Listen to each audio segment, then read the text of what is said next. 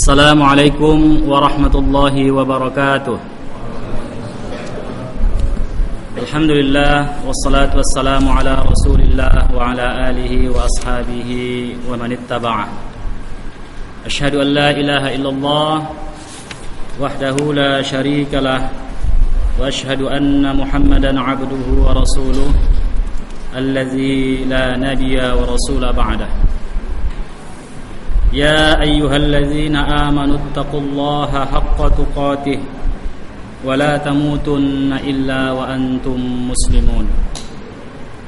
Amma ba'd, fa inna asdaqal hadits kitabullah wa khairal hadyi hadyu Muhammad sallallahu alaihi wasallam wa syarral umur muhdatsatuha wa kullu muhdatsatin bid'ah wa kullu bid'atin dhalalah wa kulla dhalalatin finnar. Bapak-bapak, ibu-ibu, para ikhwan yang dirahmati Allah Subhanahu wa taala. Dalam kesempatan yang berbahagia ini kita akan melanjutkan ta'lim kita dengan membaca kitab Tajridul Ittiba'. Pada kesempatan yang lalu kita membahas satu tema yang sangat penting, yakni tafadulul a'mal bi'atibari husnil mutaba'ah fiha, yakni tentang keutamaan amal ditinjau dari bagusnya kepengikutan kita terhadap sunnah Rasulullah sallallahu alaihi wasallam dalam melaksanakan amal tersebut. Pada pembahasan yang lalu, pengarang kitab ini, muallif, membagi al-mutaba'ah itu kepada al-mutaba'ah khassah dan mutaba'ah ammah. Mutaba'ah khassah beliau bagi lagi kepada beberapa bahagian. Pada pembahagian yang dahulu kita sudah membahas tentang ad-darjatul ula, tingkatan yang pertama, yakni mutaba'ah wajibah, dan tingkatan yang kedua yakni mutaba'ah fi kamalil a'mal, yakni kepengikutan kita terhadap kesempurnaan amal. Pada kesempatan yang ini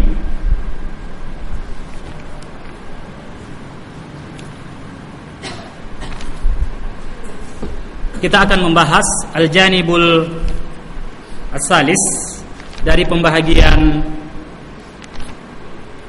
mutaba'ah fi kamalil a'mal, yakni kita akan membahas tentang satu sub fasal, iqa'ul ibadat fi afdali awqatiha, yakni jatuhnya ibadat itu menjadi utama fi afdal awqatiha, dilaksanakan pada waktu-waktu yang utama. Jadi ma'asyiral muslimin rahimakumullah, kita sudah memahami bahwa syariat ini telah sempurna. Setelah kewafatan Nabi Muhammad sallallahu alaihi wasallam, maka syariat Islam ini sudah sempurna.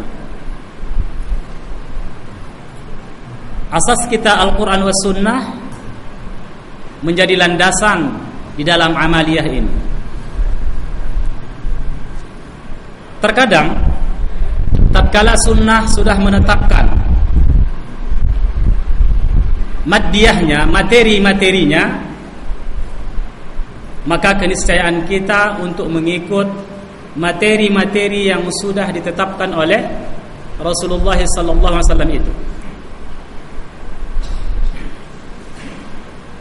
Terkadang sudah dijelaskan tentang masalah kaifiyahnya, tata caranya, maka keniscayaan bagi kita untuk mengikut kaifiyah itu.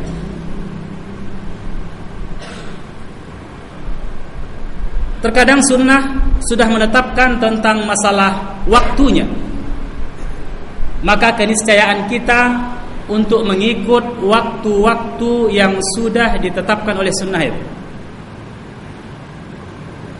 Terkadang sudah ditetapkan tempatnya, maka keniscayaan bagi kita untuk mengikuti perintah di mana ibadah itu ditempatkan untuk dilakukan.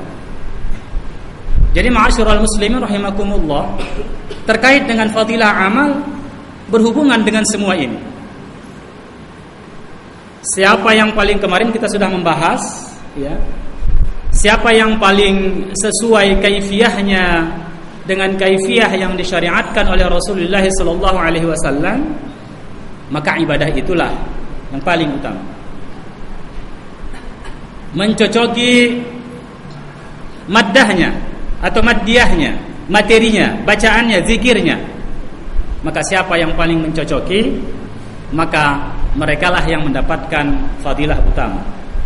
Begitu juga tentang masalah waktu. Beliau mengatakan di sini, faqad ja'at asy-syari'atu bi tahdidi awqatin katsiratin minal ibadati. Sungguh syariat ini telah hadir dengan membatasi, menetapkan waktu-waktu yang banyak dari ibadat-ibadat tersebut. Ada batasan-batasan waktu dari ibadah-ibadah tersebut. Wa hadhil awqatu imma awqatu wujubin la tasihhu al-ibadatu illa fiha. Ada kalanya waktu-waktu itu adalah waktu yang wajib amal itu dilakukan di situ. La tasihhu al-ibadah illa fiha. Maka tak sah ibadah itu kecuali dilakukan di dalam waktu itu. Wa imma awqatun fadilatun tushraful ibadatu fiha ala ma uddiya fi ghairiha minal awqat. Ada kalanya waktu-waktu fadilah itu, ibadah itu menjadi mulia di dalamnya dan tidak dilaksanakan selain dari waktunya. Maka beliau mengatakan lagi, idza taqarrara hadza fayambaghi an yu'lama anna al-awqatul fadilah anna al-awqatil fadilah lil a'mal fi asy-syar'i ala qismain bihasbi inqisamil a'mali ila fara'id wa nawafil.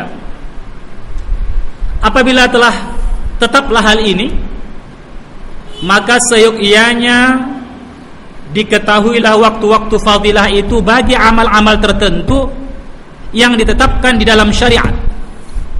Hal ini dilihat dari dua sisi. Ada yang pertama, faraid, amal-amal yang wajib. Kalau istilah kita Syafi'iyah, fardu dan wajib itu sama kecuali dalam masalah haji. Wa nawafil, dalam hal yang sunnah.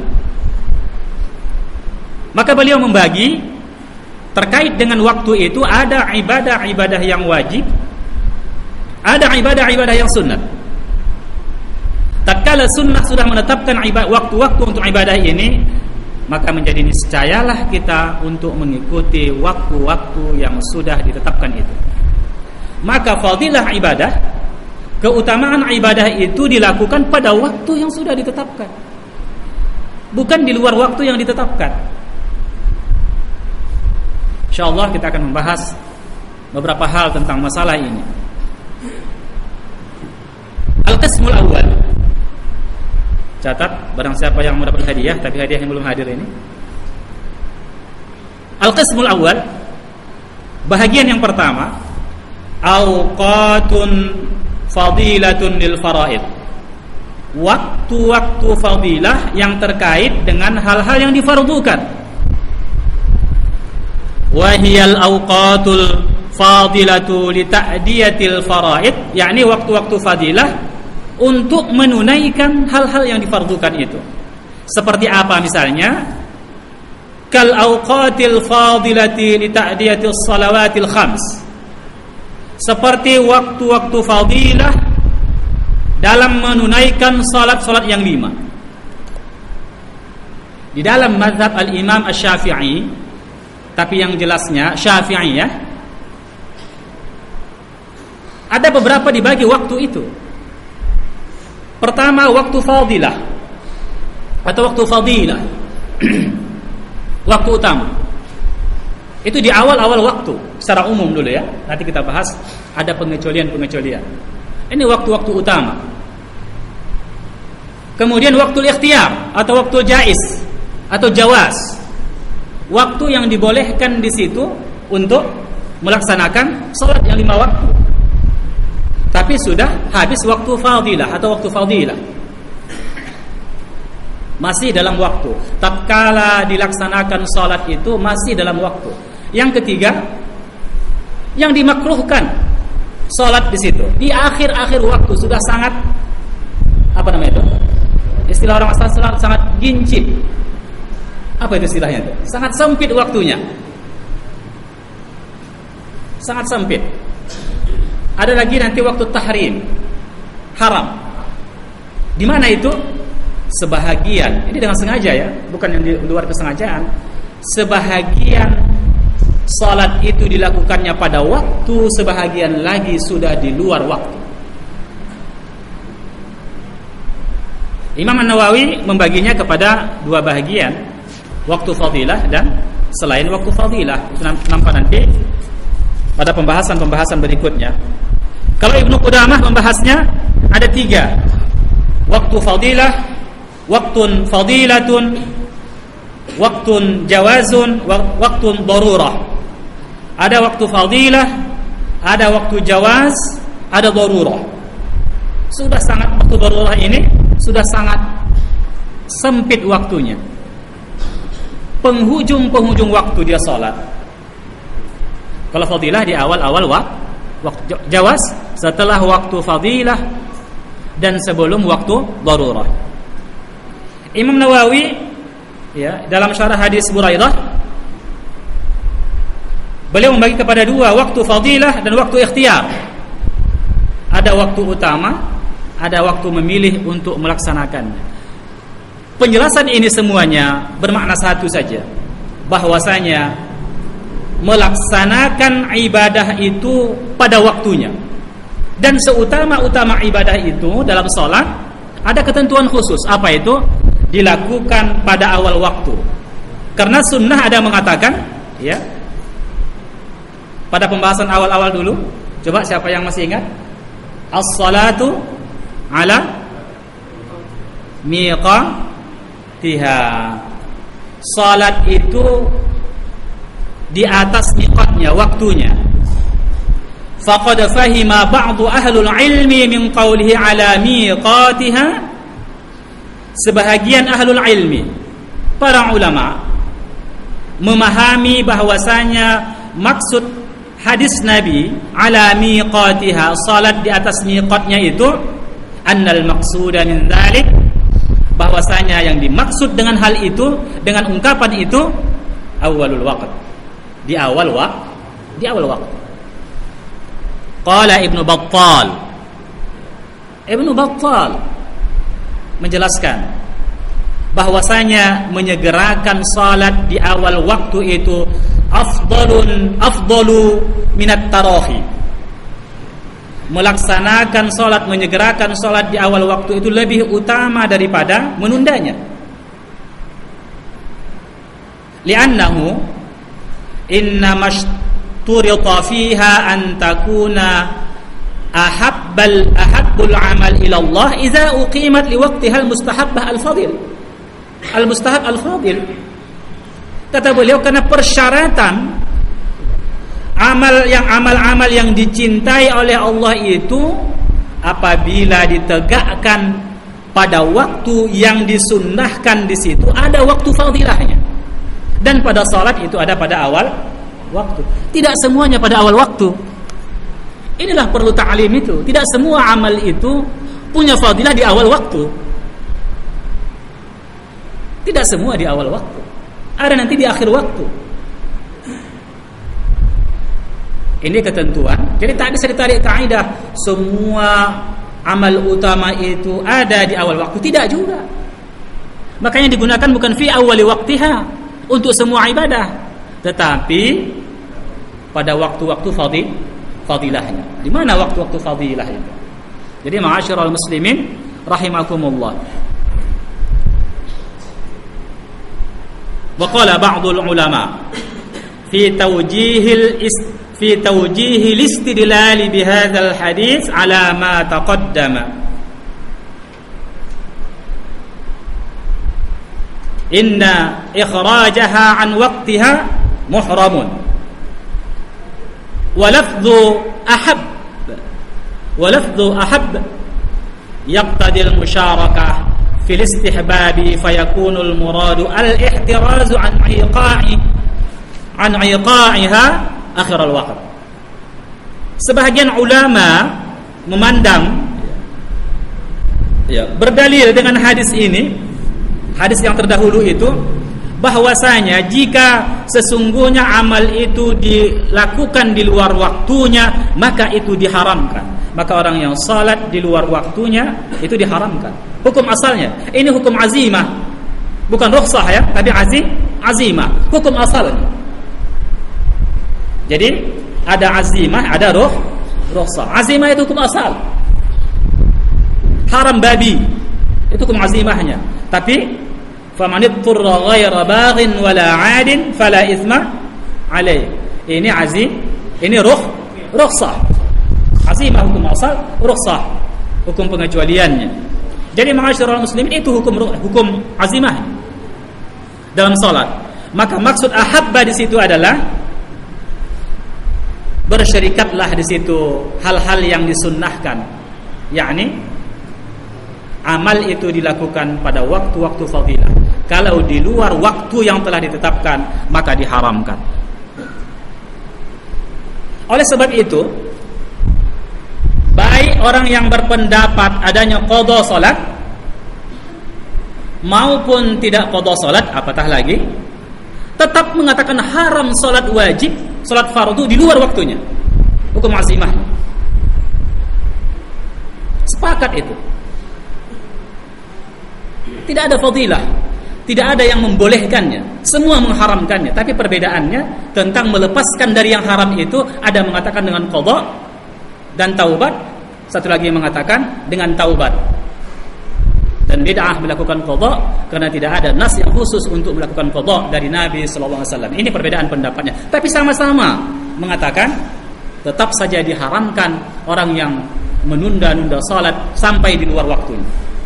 Kecuali hukum rukhsah, orang tertidur. Iya kan? Seperti zaman Nabi yang sangat sangat mendesak ketika membangun benteng Khandaq. Iya kan? Seperti itu. Jadi ma'asyiral muslimin rahimakumullah, ini hukum asalnya. Wa min al-adillati adh-dhahirah 'ala fadilati ada'i as-salawat fi awwal waqtiha. Ya. Dan di antara dalil-dalil yang zahir terhadap fadilah menunaikan salat-salat yang 5 waktu itu adalah pada awal waktunya. Kenapa? Karena Nabi sallallahu alaihi wasallam ada'un Nabi sallallahu alaihi wasallam fi awwalil waqt. Bahwasanya Nabi sallallahu alaihi wasallam menunaikan salat itu pada awal waktunya, kama huwa sabitun fi sunnah, sebagaimana itu telah sabit di dalam sunnah Nabi sallallahu alaihi wasallam. Di antaranya hadis Jabir, Nabi sallallahu alaihi wasallam salat zuhur pada awal waktu zuhur, zawal. Salat asar ketika bayang-bayang sudah 2 kali tergelincir ya, sudah masuk. Setelah habis waktu zuhur, masuk waktu asar. Kemudian waktu maghrib, setelah ghurub syams, nampak safaq yang merah. Kemudian salat Isya, tapi salat Isya apa? Ahyanan wa ahyanan. Terkadang begini dan terkadang begini. Lihat, tidak semua di awal waktu fadilah, berbeda dengan salat Isya. Ahyanan wa ahyanan. Kadang Nabi melakukan di awal waktu, kadang agak diakhirkannya. Idza ra'ahum ijtama'u, ya. Idza ra'ahum mujtama'u ajjala. Kalau Nabi melihat jamaah itu sudah berkumpul semua, para sahabat sudah hadir, maka Nabi menyegerakan salat Isya di awal waktunya. Wa idza ra'ahum abta'u akhara. Kalau belum terkumpul semua, Nabi akhirkan sedikit salat Isya. Was-subhu kana Nabi salliha bighals. Begitu juga pada salat subuh. Jadi ma'asyiral muslimin, pada salat Isya fadilah itu melihat kondisi, fadilahnya melihat kondisi. Ketika jamaah itu sudah banyak berkumpul, maka Nabi ajjala, menyegerakan salat. Tapi kalau masih 1-2 lagi, orang-orang yang biasa ke masjid, para sahabat ya ke masjid lah ya. Kalau kita di sini orang-orang yang anggota wajibnya belum hadir semua, ya tunggu sampai hadir. Kalau ingin mendapatkan fadilah, tidak hanya pada awal waktu. Apa dasarnya hadis ini? Dasarnya hadis yang diriwayatkan oleh Jabir. Hadis ini akhrajahul Bukhari, ya. Kemudian akhrajahu Muslim. Hadis ini dikeluarkan oleh Bukhari dan juga dikeluarkan oleh Muslim masing-masing di dalam kitab sahihnya. Apa istilah untuk ini? Muttafaqun alaih. Tapi kalau akhrajahu asy-Syaikhani, hadis ini dikeluarkan oleh Syaikhani, yakni Bukhari, Muslim. Apakah ini sama dengan muttafaqun alaih? Tidak sama. Kenapa tidak sama? Karena kemungkinannya bisa saja itu diriwayatkan oleh Imam Bukhari dalam kitab Adabul Mufradnya dan Muslim pada kitab yang lainnya. Tidak dalam Sahih Muslim dan tidak dalam Sahih Al-Bukhari, Imam Al-Bukhari. Jadi ma'asyiral muslimin rahimakumullah, hadis ini muttafaqun alaih, disepakati para ulama. Amma zakatul fitr, adapun zakat fitrah, fadalla ala fadilati adaiha qabla salatil Aid, ma akhrajahu Abu Dawud wa ghairuhu min hadits Ibn Abbas, min hadits Ibn Abbas radhiyallahu ta'ala anhu qala farada Rasulullah sallallahu alaihi wasallam zakatal fitr tuhratan lis-sha'im min al-laghwi war-rafas wa tu'matan lil-masakin, faman addaha qabla as-salah fahiya zakatun maqbulah wa man addaha ba'da as-salah fahiya sadaqatun minas sadaqat. Hadis ini diriwayatkan Abu Dawud, Ibnu Majah, Hakim, ya, disahihkan. Kemudian disahihkannya berdasarkan persyaratan Imam Al-Bukhari. Pensahihan ini disepakati oleh Imam Az-Zahabi. Hadis ini dihasankan oleh Syekh Albani dalam kitab Sahih Ibnu Majah. Jadi ma'asyiral muslimin, hadis ini menjelaskan bahwa Nabi sallallahu alaihi wasallam memfardukan zakat fitrah itu untuk mensucikan bagi orang yang puasa. Itu informasi pertamanya, minal lagwi war rafas, dari perkataan yang sia-sia dan perkataan yang keji ketika dilaksanakan pada bulan Ramadan itu. Wa tu'matan lil masakin, ini efek sosialnya. Ya kan? Tadi efek psikologis kejiwaannya. Ini efek sosial. Apa efek sosialnya? Tu'matan lil masakin, untuk memberi makan bagi orang-orang miskin. Makanya Islam itu adalah agama yang seimbang antara kejiwaan pribadi dengan sosial. Makanya Al-Aiz Ibn Abdussalam mengatakan bahwasanya seluruh syariat Islam ini adalah maslahat. Seluruh syariat Islam itu maslahat, kebaikan. Kebaikan untuk pribadi, kebaikan untuk keluarga, kebaikan untuk masyarakat. Karena itu pula lah, seberapa banyak kita menjauhi syariat itu, maka sebegitu pula lah kita menjauhi kemaslahatan.